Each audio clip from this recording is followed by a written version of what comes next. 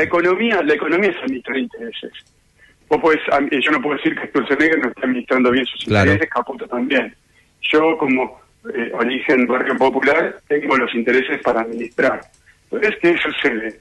Vos podés utilizar la intervención en la economía administrando los intereses de mayorías, de los jubilados, de la industria, de la construcción que genera el 50% del empleo, o administrar los intereses de los sectores concentrados, la bicicleta financiera, planchar el dólar para que ganen rápidamente el sector extractivista y los sectores financieros.